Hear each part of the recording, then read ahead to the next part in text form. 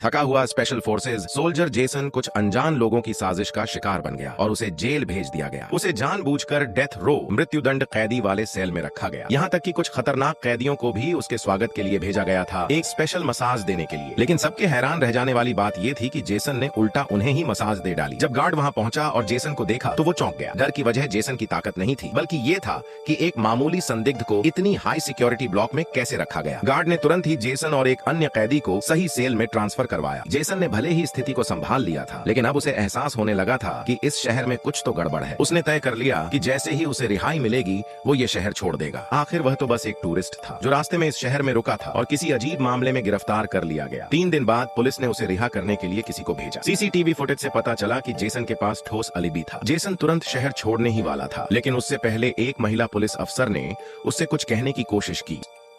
I was gonna apologize for the early dinner, but if you're not sticking around. Okay. पर Jason ने अचानक अपना मन बदल लिया। अब वह उसी रात उस अफसर के साथ डेट पर जाने की तैयारी में लग गया। वह पास के एक बार्बर शॉप गया ताकि एक नया हेयर कट ले सके। जब नाई उसकी दाढ़ी शेव कर रहा था तभी बाहर इंजन की तेज आवाज सुनाई दी। एक काले रंग की पिकअप ट्रक बाहर आकर रुकी। जेसन तुरंत समझ गया कि ये लोग उसी के लिए आए हैं। वह शांतिपूर्वक बाहर निकला, तैयार था लड़ने के लिए, लेकिन उन्होंने बस उसे चेतावनी दी इस केस से दूर रहने की। हालांकि उन्हें ऐसा कहने की जरूरत नहीं थी। जेसन तो वैसे भी उस डेट के बाद इस शहर को अलविदा कहने वाला था। लेकिन जब वह स्टेशन पहुंचा तो महिला अफसर ने दुखी होकर बताया कि डिनर कैंसिल हो गया है, क्योंकि पहले शव के पास से अब एक और लाश मिल गई थी, एक और पुरुष की। एक छोटे से शहर में जहां केवल 1000 लोग रहते थे, यह मामला बहुत बड़ा बन गया। अपनी एकमात्र एक्साइटमेंट भी खत्म होते देख जेसन वहां से निकलने ही वाला था कि तभी वही डिटेक्टिव उसे फिर से बुला लेता है। डिटेक्टिव कहता है, क्या पता उस सीसीटीवी में वो 6 फुट 5 इंच का शख्स तुम नहीं, कोई और हो सकता है फोरेंसिक एक्सपर्ट को बुलाना पड़े ताकि We know you weren't here when these bodies dropped doesn't mean you might not have something to do with them.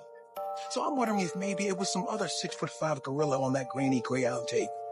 Maybe I need to bring in a forensic expert. पड़े ताकि पुष्टि हो सके कि वो तुम ही थे। और हो सकता है कि जब तक रिपोर्ट आए तुम्हें 2-3 हफ्तों तक यहीं वॉरबर्टन में रहना पड़े। जेसन भले ही 10 लोगों को अकेले पछाड़ सकता था, लेकिन वह पुलिस से भिड़ना नहीं चाहता था। वह चुपचाप डिटेक्टिव के ऑफिस चला गया। मूड खराब था, लेकिन उसने सोचा कि खेल खेलता है। लेकिन जैसे ही उसने स्क्रीन पर उस हाथ की तस्वीर देखी, उसका दिल बैठ गया। कोरोनर रिपोर्ट पढ़ भी नहीं पाया था कि जेसन ने खुद ही ऐसे तथ्य बताने शुरू कर दिए जो अभी तक किसी को नहीं पता थे। उसके दांतों में दिक्कत थी क्योंकि उसने दांत बाहर किसी और देश में ठीक करवाए थे। 8 साल की उम्र में उसकी दाहिनी भुजा टूटी थी जो बर्लिन में ठीक हुई थी। 10 की उम्र में टॉन्सिल निकलवाए थे। सच जानने के लिए जब उस शव को बाहर लाया गया, जेसन का सबसे बड़ा डर सच साबित हो गया। हम खेल रहे थे, मैंने उसे स्टोव से दबा दिया था। मुझे नहीं पता था माँ ने स्टोव अभी अभी बंद किया था। तभी मेरे भाई के शरीर पर वो निशान पड़ा। कोई नहीं सोच सकता था कि वो शव जेसन के अपने भाई का निकलेगा। इस खुलासे ने जेसन की जिंदगी पूरी तरह बदल दी। अब वह इस मामले से खुद को अलग नहीं रख सकता था।